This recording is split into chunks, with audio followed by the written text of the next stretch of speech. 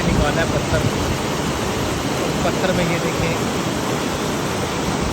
ये कीड़ा इसके अंदर अपना घर बना के इसके अंदर रह रहा था। चेक करें, ये पानी के अंदर से निकाला है। ये इसने घर बनाया हुआ है पत्थर के ऊपर किसी जगह।